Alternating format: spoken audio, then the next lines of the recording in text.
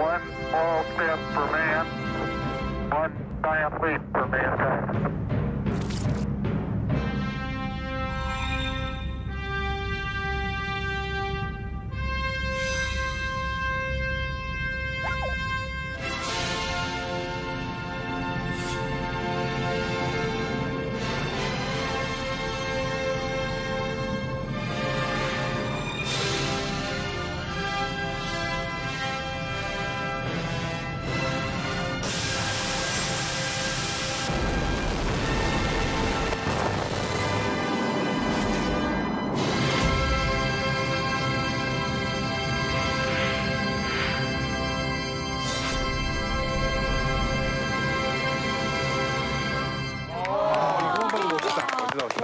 이게 실화라고?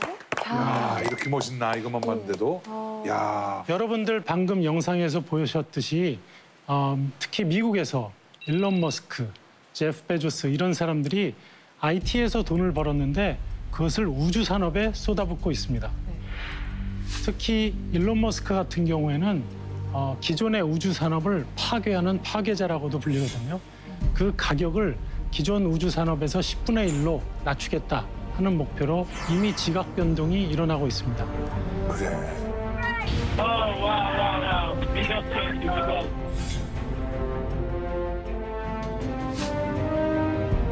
이런 우주 산업을 우리가 그냥 놔두고 보기만 할 수는 없는 것입니다. 이제 우리나라도 우주의 눈을 돌려서 우리의 영토를 더 넓혀야 할 때라고 생각합니다.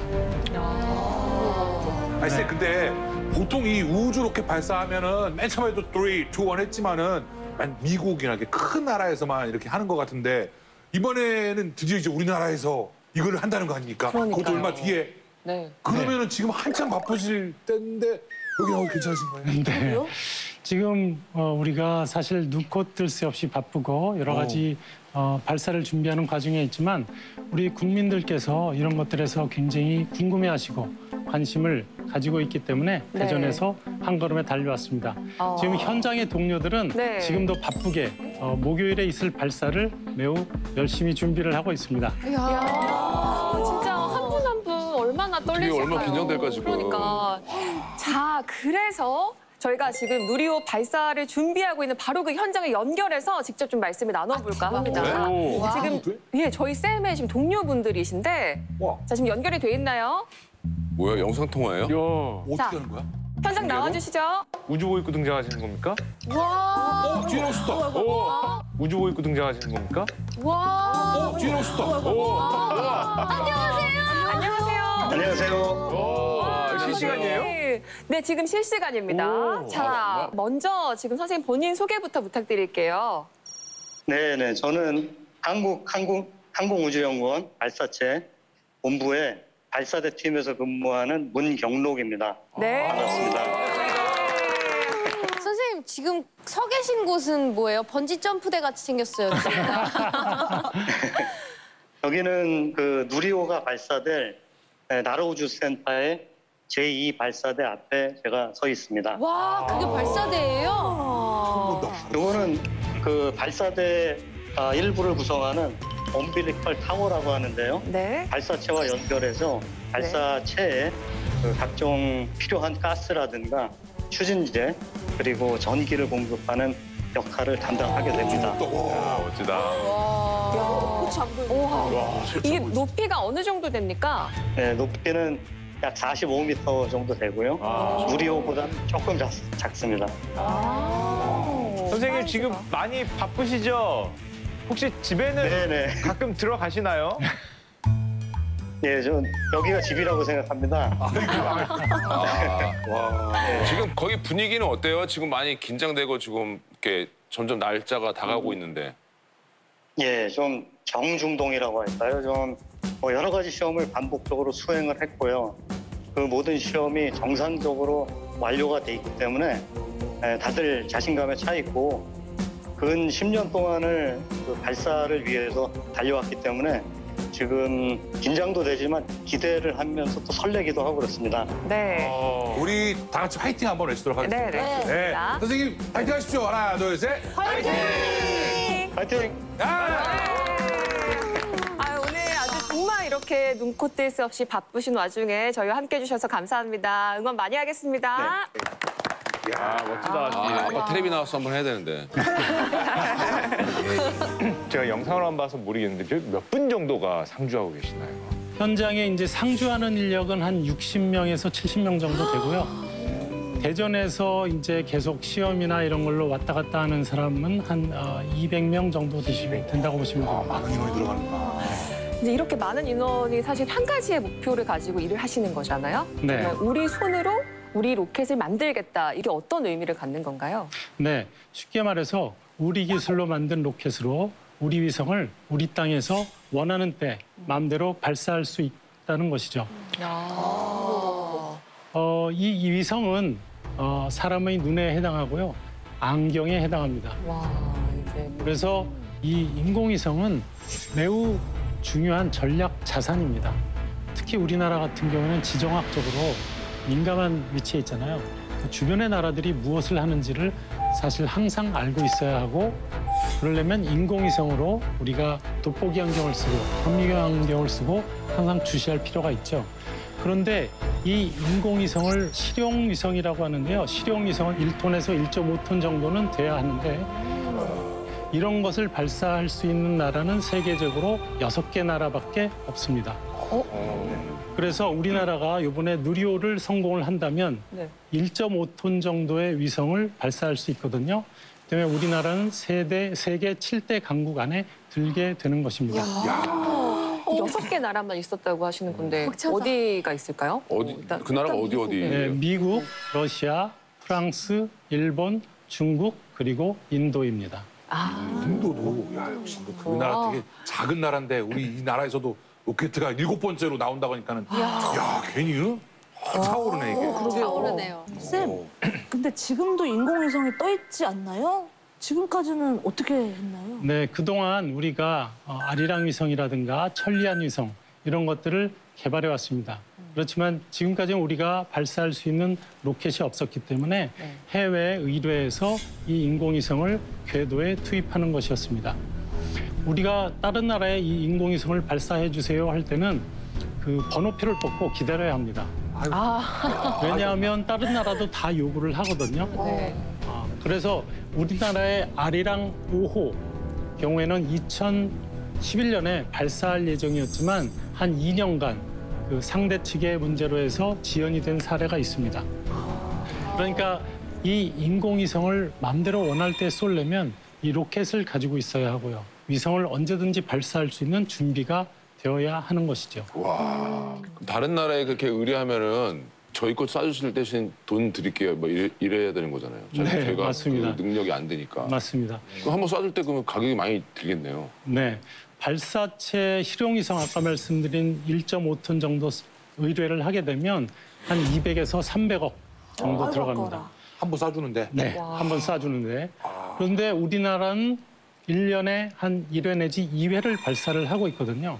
그러면 엄청난 돈을 해외에 사실 주고 그것을 의뢰하게 되는데, 앞으로는 이 엄청난 예산을 누리호를 발사함으로 국내 산업체에 이 돈을 뿌려서 우리나라의 기술을 올려놓을 수 있는 것입니다. 뭐 옛날에는 인공위성 쏘는 게 정말 연례 행사였는데 그렇죠. 요즘엔 뭐 뉴스 보면은 뭐 한 달에도 뭐 몇십 개씩 쏘는 것 같더라고요. 인공위성을? 네. 그렇게 많이요? 엄청나게. 그렇게 인공위성 많이 쏘면 복잡해지지 않나요? 우주가? 교통사고 없습니까? 저 부딪히면 어떡하나. 괜찮은 건가요? 지금? 네, 그러니까 우주에 지금 그동안 쏜 위성이 너무 많고 사용하지 않는 위성들도 그것이 떨어지지 않고 계속 돌거든요. 아주 천천히 지구로 떨어집니다. 100년 이 정도 걸려야 걔가 떨어지기 때문에 이것을 앞으로 우주 쓰레기를 잡아내리는 것이 비즈니스가 될 거다라는 기대들을 하고 있죠. 쌤, 좀 궁금한 게 있는데 네. 그렇게 많은 인공위성들이 다니면 누군가는 이 부딪히지 않도록 조절을 해주나요? 그 조절하는 것은 지금 불가하고요. 걔들이 날아가는 속도가 총알 날아가는 속도보다 한 20배 정도 빠릅니다. 절대 못 피하는 속도고, 그래서 크기가 한 10cm 정도 이상 되는 것의 위치를 다 추적하고 있습니다. 미국에서. 그렇게 조그만 거예요? 그래서 그거를 우리가 그 데이터를 보고 이 시간에 위로 지나간다. 그러면 우리가 그때 발사를 하면 안 되겠죠? 그래서 그런 것들을 발사하기 전에 우리가 다 검토를 하고 발사를 하는 것입니다. 그러겠네. 그냥 갖다 놓으면 되는 게 아니라 놓을 자리에 누가 지나가다 부딪히면 안 되니까. 네, 맞습니다. 와, 진짜 얼마나 최첨단 기술들이 다 집약됐는지가 느껴지는데 사실 이렇게까지 누리호의 지금 발사를 기다리고 있는데 이게 하늘에서 뚝 떨어진 게 아니잖아요? 네, 맞습니다. 누리호가 탄생하기까지는 정말 여러 가지 지난한 저희들의 연구와 노력이 이루어낸 결과입니다.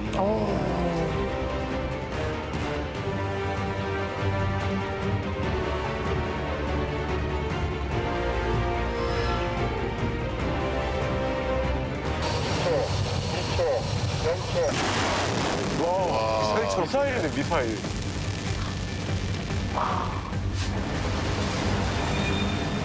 우리는 저렇게 위로 쏘는 거만 알고. 나로호가 저 때는 성공하지 못했던 건가요?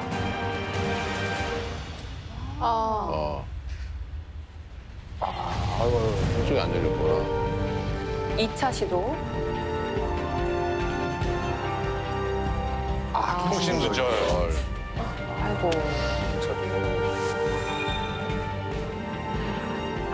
마지막 3번째 도전. 우와. 엄청나다.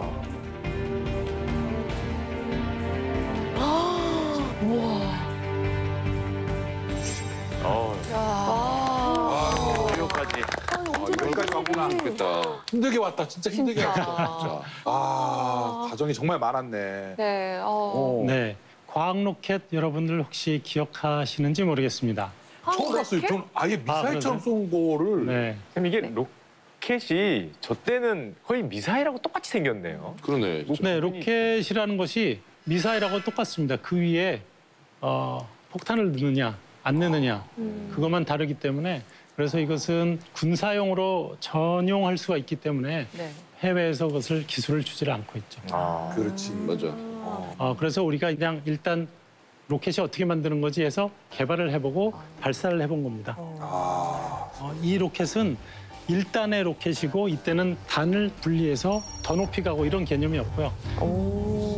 과학적인 목적으로 네. 발사를 한 것이고 기술적으로는 로켓이 날아갈 때 로켓이 저희들의 지상에 데이터를 보내줍니다. 그 데이터가 제대로 오는지 그리고 과학 로켓 2호 같은 거는 단 분리라는 기술이 있거든요. 그걸 분리해 주는 거. 우리가 그다음에 액체 추진 로켓도 저희가 발사를 했습니다. 그러니까 고체 로켓이 아닌 액체 로켓에서 우리가 발사를 할 수 있느냐. 고체 로켓은 우리가 보면 그 안에 그냥 쉽게 말하면 땅통 안에 화약을 넣고 불을 붙인다고 생각하면 됩니다. 아예 원시적으로 생각하면.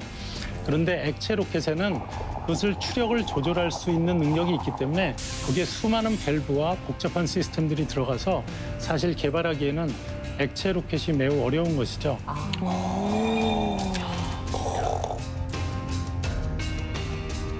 다음 나로호가 나왔네요. 여기서부터 이제 와. 그렇게 멋진 모습. 크다. 네, 이 나로호는 저희가 2단짜리 로켓이었고요. 지구 저궤도에 위성을 올리는 것이 목표였습니다. 2009년과 2010년 연이어서 우리가 실패를 겪었고 2013년 1월에 마침내 성공하게 되었죠. 이때 우리가 비로소 100kg 작은 위성이지만 그것을 궤도에 투입할 수 있게 되었습니다. 대한민국 역사상 이것이 최초의 발사체, 우주 발사체로 기록되고 있습니다. 저 때가 만약에 최초의 우주 발사체면은 이번 누리호도 최초라고 말씀하시는데 두 개가 뭐가 다르길래 서로 최초가 두 개가 있는 건가요? 네, 나로호 발사는 분명 우리나라의 최초의 발사체가 맞습니다. 하지만 이때는 아직 미완성이라고 보시면 됩니다. 왜냐하면 여기에 1단 부분, 이것이 러시아에서 들여와서 우리가 러시아 분들과 함께 발사한 경우였거든요. 1단이라면 가장 아랫부분 말씀하시는 네, 건가요? 가장 아랫부분에 네. 추진을 가장 많이 내는 부분. 그것이 가장 어렵다고 보시면 됩니다. 왜냐하면 배가 밀어 올려야 하는 추력이 가장 크기 때문에 가장 어렵습니다. 그래서 나로의 경우에는 저희가 2단 고체 로켓과 인공위성 이런 것들 위쪽에는 우리가 개발을 하고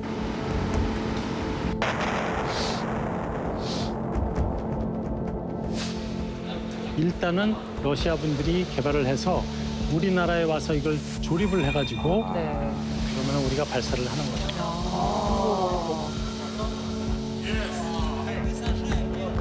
진짜 이름도 궁금한 게 나로호, 누리호 이런 이름이잖아요. 이름이 이게 한글 이름이다라는 건 알겠는데 뜻이 뭔지는 들어본 적이 없어요. 네. 나로호, 누리호.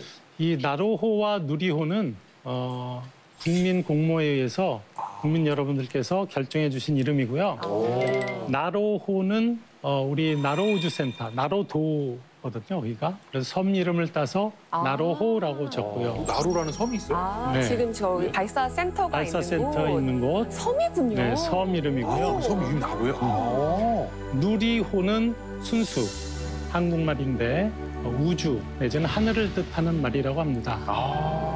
그래서 우리의 우주 영토를 더 넓히자, 뭐 이런 뜻으로 공모에 당첨된 그런 사례입니다. 네. 이건 누리호 누리자 이래갖고 누리호가 아닌가. 우주를 누리자. 누려보자 이제 좀. 약간 발사체 같아 보이십니다. 폴리오. 네, 누리호는 1단부터 3단까지 모두 우리나라의 기술로 자체 설계 제작된 우주 발사체입니다.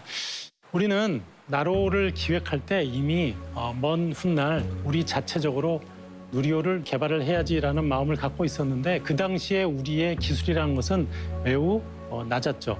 심지어 폭발하는 경험도 많이 하면서 실패가 결국 현재의 성공을 이루어냈습니다. 그런데 그 당시에는 우리가 시험 설비가 국내에 존재하지 않았습니다. 어떻게 했을까요? 어떻게? 외국 가서 했나요? 맞습니다. 그렇지. 우리가 러시아에 그 만든 시제품을 들고 가서 의뢰해서 시험을 했는데 그 사람들은 우리 설비 사용해.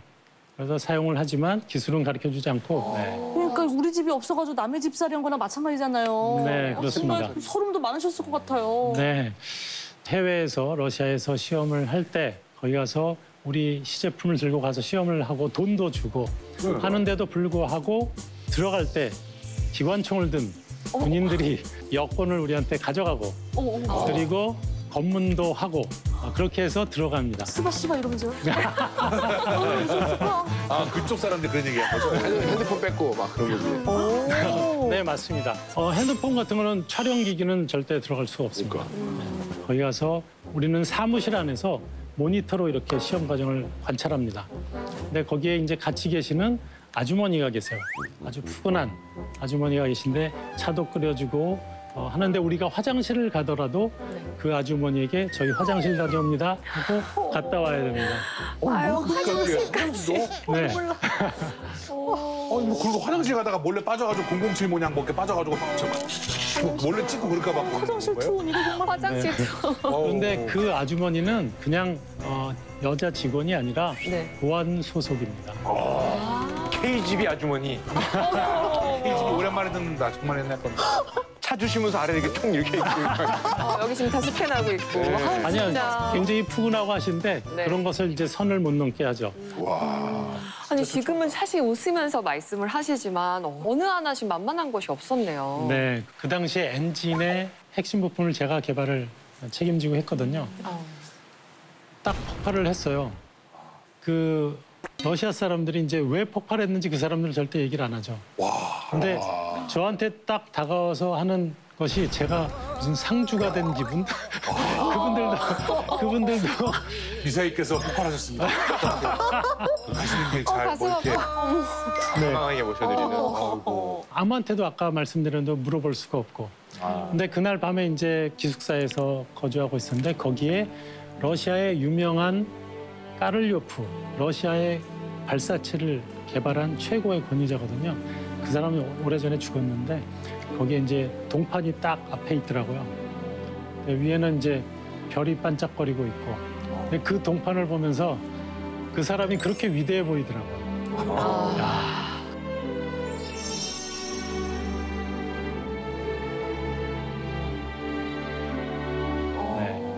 미국은 안 해줬나요?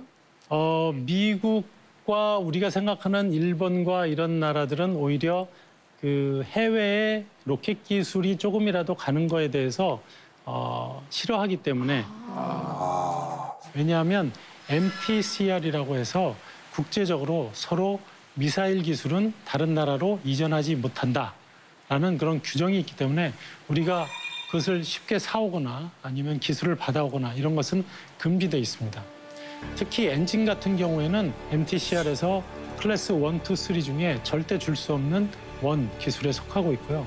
그러다 보니 소위 우리가 맨 땅에 헤딩을 하면서 스스로 개발할 수밖에 없는 그런 현실이었습니다. 얼마나 당시에 좀 서럽고 어려움이 많으셨을지가 진짜 느껴지는데 그런데 그 어려움을 뚫고 우리 기술로 드디어 이번에 누리호를 만든 거잖아요. 네네. 누리호는 앞선 이런 과학 로켓 심지어 나로호보다도 그 스펙부터 굉장히 다르고요. 뛰어납니다. 나로호 같은 경우에는 투입 고도가 300km에 불과하지만 누리호의 경우에는 700km까지 올려줄 수 있습니다. 그 얘기는 더 무거운 위성, 그 얘기는 더 좋은 위성을 더 높은 고도에 올려주는 능력을 가진 것입니다.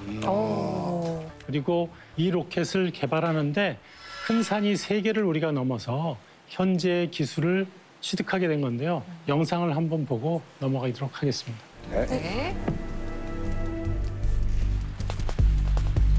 와, 멋지다.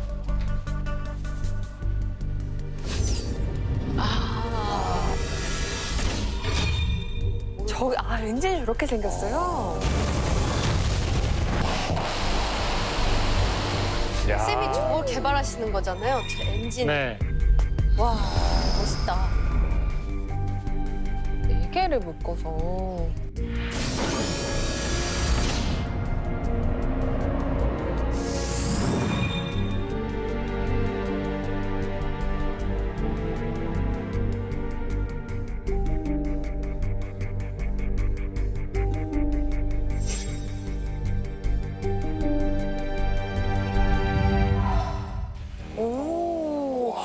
아니 쌤 근데 저희가 사실 그 엔진이 얘기는 많이 들었는데 그거 정말 처음 봤거든요. 이렇게 생긴지 그걸 직접 개발을 담당하고 계신 거잖아요. 그 이 75톤 엔진입니다. 이 보시는 것이 75톤 엔진인데 이 75톤의 힘이라는 것은 75톤을 들어 올리는 거죠. 그러니까 자동차 수십 대를 하나면 들어 올릴 수 있는 겁니다. 엄청난 힘을 내게 됩니다. 그 힘을 내주는 것으로 이제 로켓이 날아가게 되는데 1단에는 4개가 달리기 때문에 75 곱하기 4에서 300톤의 힘을 가지고 밀어줍니다. 그래서 2단에는 75톤 하나, 그다음에 75톤이 날아가면서 마지막에 3단에 7톤. 그 7톤 엔진이 마지막에 궤도에 위성을 밀어주고 우리의 미션이 끝나게 되죠. 와, 그 엔진이 계속 단마다 이렇게 껴있는 거네요. 네, 그렇죠. 근데 이 엔진을 만드는 것이 왜 어렵냐? 강력한 힘을 내야 되기 때문에 이건 연소라고 보기는 힘들 정도입니다. 이건 폭발입니다, 그냥. 폭발 상태를 우리가 제어를 한다라고 보시는 게 오히려 더 맞거든요. 그러면서 우리가 어려움에 처한 것이 연소 불안정이라는 것이 있습니다. 이것은 그냥 뭐 예상할 수가 없어서 우리가 해서 스위치를 눌러서 중지시킬 수 있는 게 아니라 그냥 눈 깜짝할 새 팡 터져버립니다. 그래서 그 연소 불안정을 해결하기 위해서 약 10개월의 사투를 벌였습니다, 연구원들이. 그래서 그 사투라는 것은 설계 다시 하고, 제작 다시 하고, 시험하고, 그다음에 실패. 설계, 제작, 시험, 실패. 이런 것을 계속 반복하면서 우리가 결론을 찾아냈죠. 어떻게 하면 연소 불안정을 우리가 피해서 갈 수 있는지. 보통 이거 한 번 만나면 2, 3년 걸립니다, 해결하는 거예요. 왜냐하면 설계, 제작, 시험, 그리고 실패를 하기 때문에 그 한 사이클 자체가 오래 걸리거든요. 그런데 우리 경우에는 짧은 시간에 적은 인력으로 저희도 10개월 만에 끝날까라는 그런 생각이 있었는데 훌륭한 연구원들이 단 10개월 만에 이것을 해결해냈습니다. 그 훌륭한 연구원 중에 쌤이 계신. 책임자로 계시는. 저는 훌륭한 연구원을 같이 함께한 사람에 불과하고요. 저렇게 엔진을 쏴 올리려면 저 엔진에 대한 그런 시행착오들을 많이 하셨을 거 아니에요? 네. 그럼 저렇게 쏴 보시기를 하신 거예요? 그래서 그 2018년에 여러분 기억하실지 모르겠는데 시험 발사체라고 해서 75톤 엔진 하나 달고 1단으로 해서 발사를 했습니다. 그래서 그때 이제 원래 우리가 생각했던 궤적이 이제 포물선을 그리는데 고도 200km, 거리 400km의 궤적을 정확하게 그리고 떨어졌습니다. 그래서 이거를 통해서 우리가 75톤 엔진의 성능을 확신했고요. 그리고 우리가 스스로 발사도 할 수 있는 능력이 갖춰졌다. 그래서 우리는 이제 누리호 3단이지만 이 전체 루틴을 거친 우리는 할 수 있다라는 자신감을 그때 많이 갖게 됐습니다. 사실 이게 지금 1단 로켓에 들어가는 엔진이잖아요. 아까 네. 되게 중요하다고 말씀하셨고 저 네. 어디서 듣기로 이 1단을 잘 만들면 담벼락도 끌고 올라갈 수 있다. 이렇게까지 표현을 하시더라고요. 벼락을 끌고 올랐네. 그만큼 힘이 강력하고 중요하다는 뜻이겠죠? 네네. 근데 그러면 사실 이만큼 하면 거의 다 기술이 된 거 아닌가요? 그런데 그 다음 산이 기다리고 있었습니다. 그 다음 산은 뭐냐면 1단에 엔진이 4개가 달려있지 않습니까? 이 75톤 엔진 4개가 300톤의 힘을 내는데 한 놈이 이쪽에서 조금 더 힘을 내주고 덜 내주고 할 경우 이 발사체가 옆으로 기우뚱. 기우뚱 하는 순간 얘는 더 이상 발사체가 아니라 미사일이 되는 거예요. 미사일이 되는 거예요. 그렇기 때문에 이것을 힘을 다 잘 균형을 맞게 해서 발사한다는 것은 매우 중요한 것이죠. 네, 그래서 엔진을 4개를 클러스터링이라고 하는데 묶어서 자기가 서로 잘 맞춰서 날아갈 수 있게 하는 조절 기술이 매우 중요한 기술이었고 이것을 하는데 우리가 많은 시간을 또 투자해서 성공해냈습니다. 굉장히 정교한 기술이 필요하겠네요. 네, 그렇습니다. 엄청나다 기술이 진짜. 우리가 이런 2번째 산을 넘어서 이제 3번째 산이 또 기다리고 있었습니다. 그것이 무엇이냐면 탱크였습니다. 그 탱크? 탱크는 발사체의 무게의 거의 다가 탱크입니다. 그래서 탱크를 얼마나 가볍게 만드느냐가 핵심 기술이고요. 그래서 여러분이 보시는 이 탱크의 두께는 불과 동전 100원짜리 두께와 같습니다. 네? 이것의 직경은 3.5m, 3.5m의 크기인데 두께가 불과 동전 두께로 이렇게 만드는 것이 매우 어렵고요. 그렇게 이것을 이제 이런 것을 계속 쌓아서 용접해서 연결해 나가는 거거든요. 근데 이게 철이 아니라 알루미늄이기 때문에 온도가 조금만 가해도 얘가 우글쭈글해지기가 쉽습니다.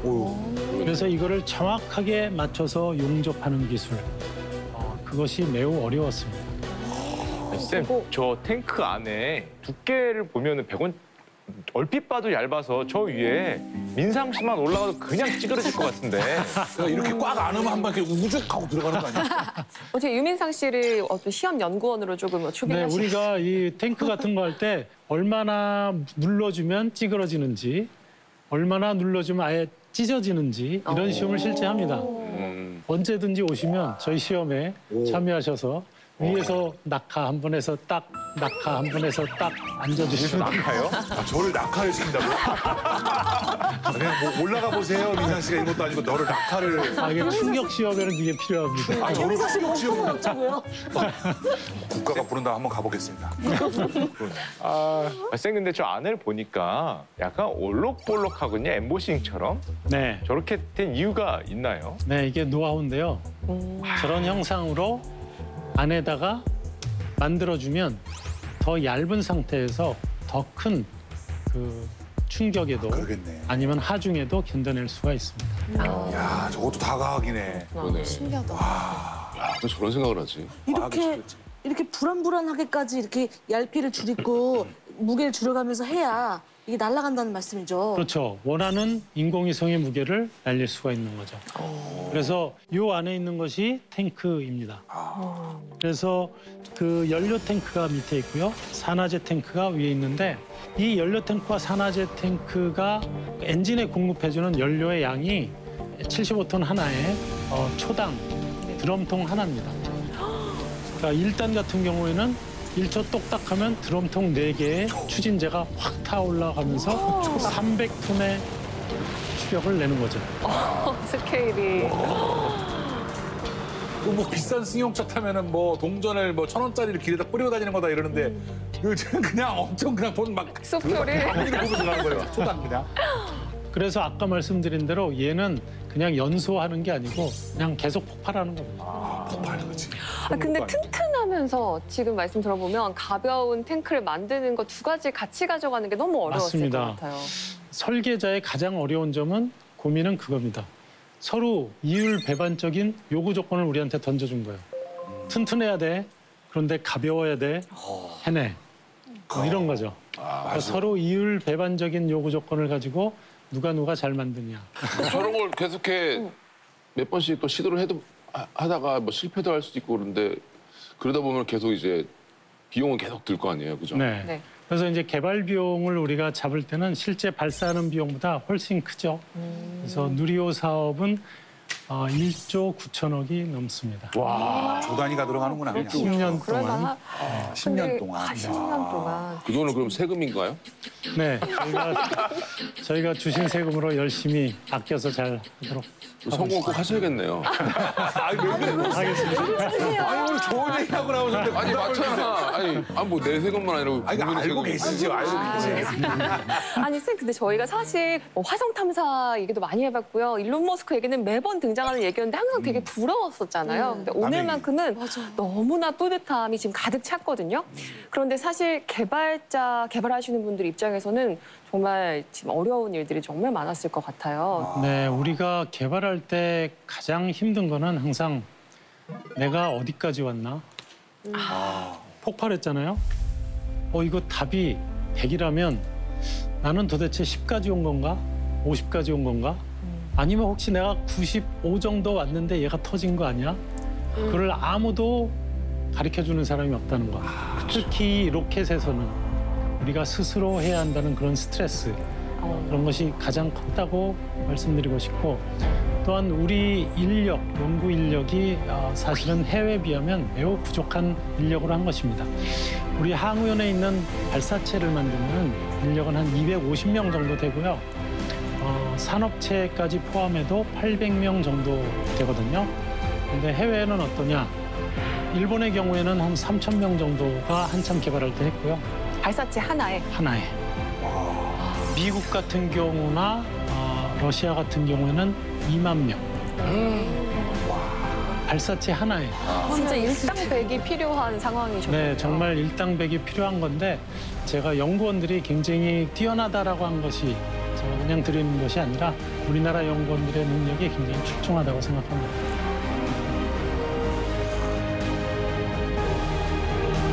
딸을 꼭 시집 보낸다는 느낌을 받습니다. 이번만큼은 제대로 해서 하늘로 빨리 시집을 갔다가 탁 보냈으면 좋겠다는 게 솔직한 심정입니다.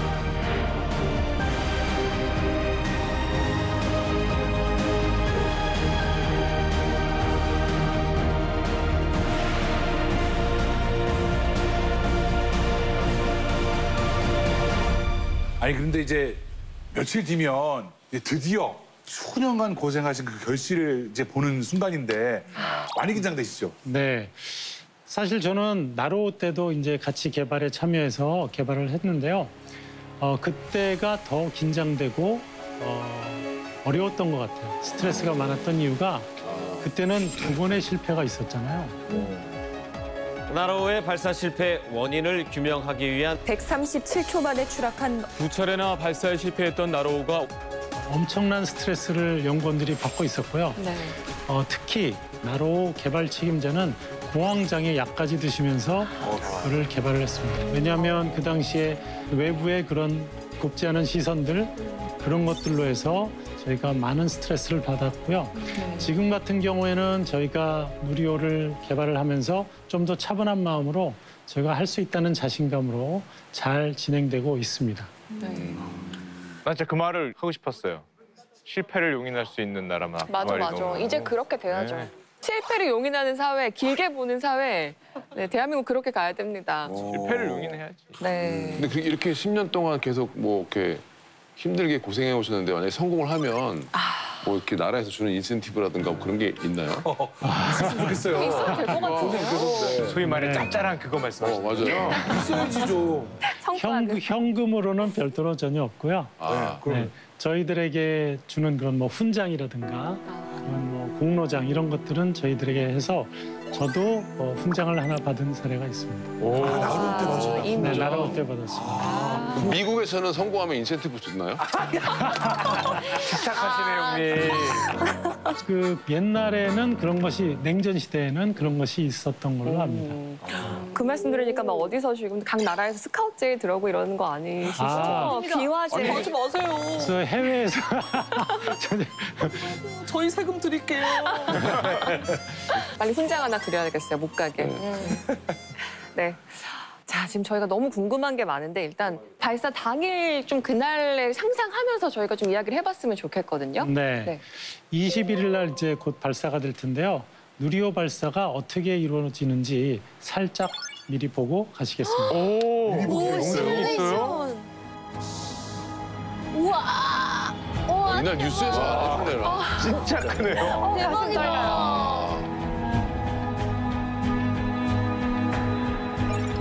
1.8km를 1시간 동안? 네.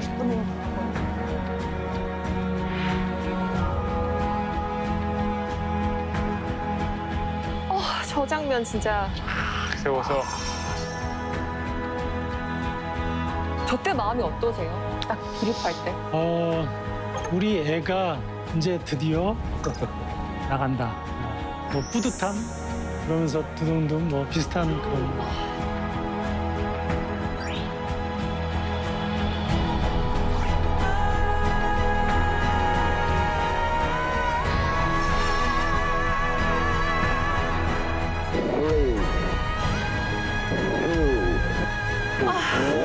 가자!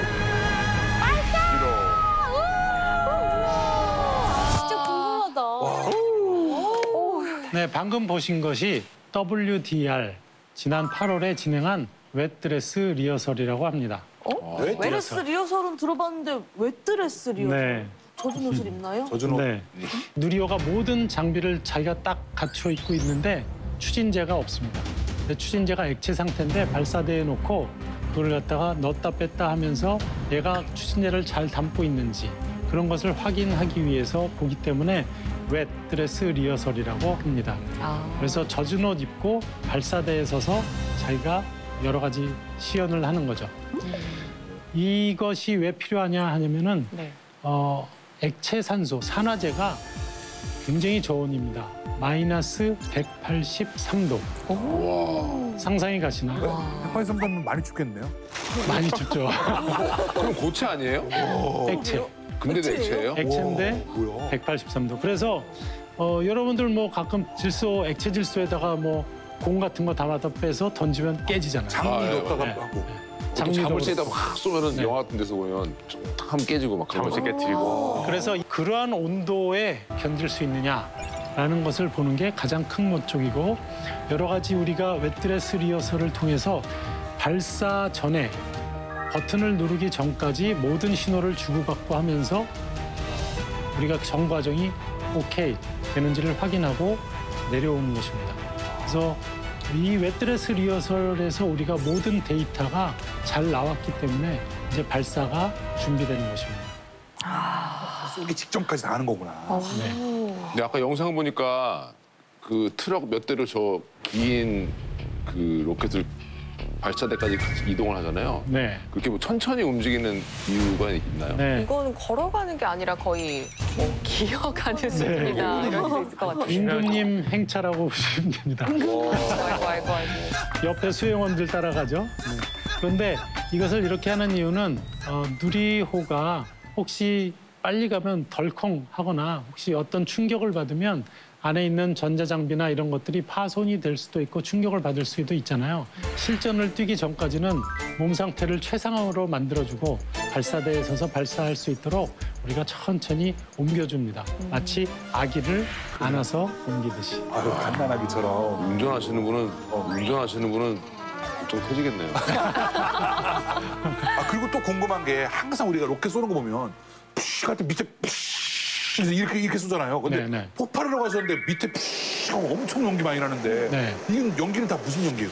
네, 그거는 수증기입니다. 수증기요? 네. 유독가스가 아니고요. 네, 유독가스가 아니라 수증기인데요. 1단 같은 경우는 300톤의 화염. 그 힘이 엄청나고 3,300도 오파되는 화염이 뿜어지는데 그걸 그냥 놔두면 이 아래에 있는 구조물들이 다 파손이 됩니다. 그러네. 그렇기 때문에 우리가 엄청난 양, 한 초당 1.8톤의 물을 뿌려줍니다.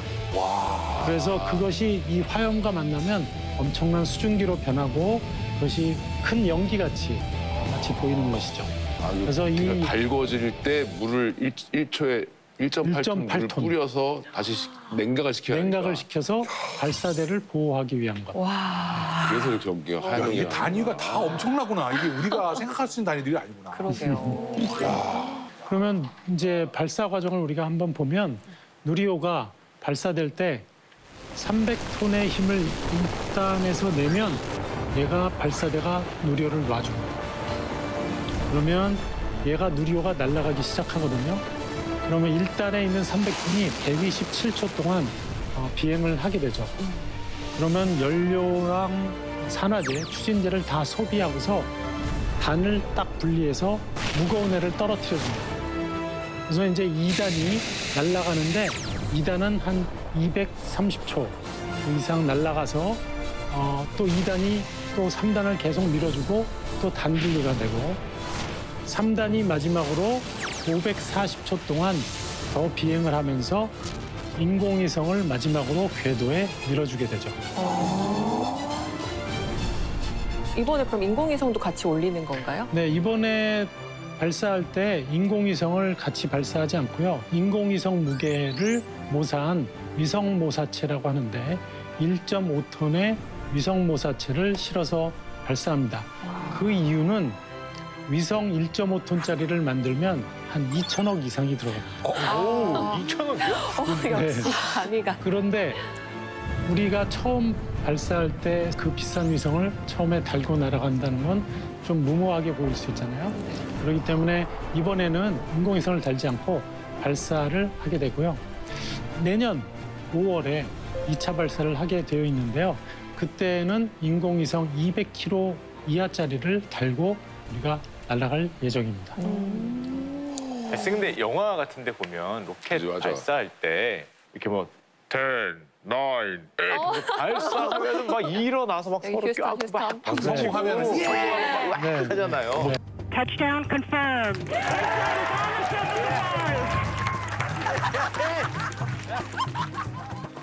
우리도 그렇게 하나요?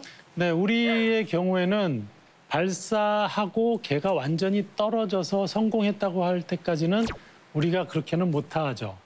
왜냐하면 아직도 미션이 남아있기 때문에. 끝날 때까지. 그런데 발사할 때 자기께 끝나는 단계가 사실은 있습니다. 자기가 맡은 게. 그러니까 제일 먼저 발사대, 네. 그다음에 1단, 2단, 3단 이렇게 돼서 분야가 나뉘네. 이륙해서 발사대를 떠났다 하면 아까 나온 발사대 담당자는 예스! 내 건 됐다. 난 됐다. 난 됐어. 나는 살았다. 그렇지만 옆에 이제 연구원들이기 때문에 겉으로는 못하고 안에서 이제 예스 하고 있는 거고 그 다음에 3단 되면 또 3단 담당자, 2단, 1단 이렇게 그렇게 기뻐하고 있죠. 그래서 이번 누리호 발사할 때 쌤은 언제 긴장 푸실 수 있는 거예요? 저는 이제 엔진을 개발한 책임자로 계속 일해왔었고요. 그렇기 때문에 엔진은 3단까지 끝까지 위성을 밀어줘야 되기 때문에 네. 끝까지 즐기면서 갈 수 있을 것 같습니다. 즐기면서. 즐기실 수 있을 것 같아요. 한두 번 써본 게 시험체는 아니라. 시험체는 성공했으니까. 성공하셨으니까. 정말 사실 이 질문을 너무너무 많이 받으실 테지만 저희 이번 누리호 발사 성공하는 겁니까? 성공할 수 있을까요? 네. 부담드려 죄송합니다. 네. 로켓 개발 역사를 보면 첫 번째 자기들이 만든 거, 그러니까 새롭게 만들어도 처음 발사에서는 성공률이 30%를 넘지 않습니다. 우리는 그 숫자를 무시할 수 없고요. 네. 우리가 인간인지라 그것을 받아들여야 합니다. 그럼에도 불구하고 저를 포함한 많은 연구원들은 이번에 발사하는 누리호에 내심 많은 기대를 사실 하고 있는 게 사실이고요. 지난번 저희가 지상에서 누리호를 시험했을 때 모든 것이 순조롭게 된 것으로 볼 때 우리가 누리호에 대해서 잘 발사가 될 거다 이런 기대감을 가지고 있습니다. 오늘 정말 박수가 아깝지 않은 날이네요. 평상시에는 그 뉴스나 이런 데서 뭐 그치. 우리나라 발사체 뭐가 성공했습니다 그러면 오 그랬구나 이러고 그런 게 있었어 말하는데 그러는데 그죠? 이번에는 우리 쌤 얼굴이 딱 떠오를 것 같아. 엔진 모습과 잘 간다. 얼마나 좋았겠어. 일단 쫙 올 때 누군가는 뒤에서 이러고 이상하게 올때 또 누군가는. 그러면 우리 쌤 만약에 이거 우리 누리호가 성공을 하면 그 다음 계획은 어떻게 되십니까? 누리호가 성공을 하면 내년 5월에 또한 두 번째 발사를 하고요. 바로. 이런 것을 우리가 계속 쌓아가면서 누리호를 더 완벽하게 해가야 되고 그다음에 2030년이 되면 우리가 달 착륙선을 보낼 계획이 있습니다. 그래서 이 누리호를 또 성능을 좀 더 업그레이드해서 달 착륙선 그리고 심우주에 탐사선을 보낼 수 있도록 우리가 열심히 노력하겠습니다. 진짜 갈 길이 멀었어. 하지 말자. 아까도 말했듯이 우리나라도 나중에 정말 열심히 해서 미국보다 좀 싸게 해드릴게요 이러면서 이익들을 좀 발생할 수 있지 않을까요? 유리하게. 미국은 얼마 받는데요? 그거보다 좀 싸게 해드릴게요 뭐 이런 거. 그래서 우리나라가 앞으로 해 가야 될 길은 이런 다른 나라의 위성을 수주해서 그것을 우리가 쏴줄게 하는 정도로 가는 것이 좋고요. 서방 국가보다는 아시아권을 우리가 서비스를 해주면서 인공위성의 운영까지도 우리가 해주겠다라고 이런 것을 해서 앞으로 판다면 K-스페이스도 우리나라가 해낼 수 있다라고 생각을 합니다. K-스페이스, K-발사체. K-스페이스 멋있다. 저는 오늘 이 강연에 나오면서 이런 생각을 했습니다. 전국의 많은 어린이들이 이 누리호 발사를 보면서 나도 우리나라에 멋있는 로켓을 만들어 봐야지. 우리나라가 우주 강국이 되게 할 거야 라는 이런 어린아이가 하나라도 있다면 저는 굉장히 기쁘게 돌아갈 수 있을 것 같습니다. 저는 그래서 우주는 실패를 용인하는 국가만이 가질 수 있는 특권이고 영토이다. 그 영토는 그냥 영토가 아니라 신령한 영토이다 라고 생각합니다. 앞으로도 뜨거운 응원으로 저희가 누리호가 항상 성공의 길을 걸을 수 있도록 응원해 주시기 바랍니다. 감사합니다.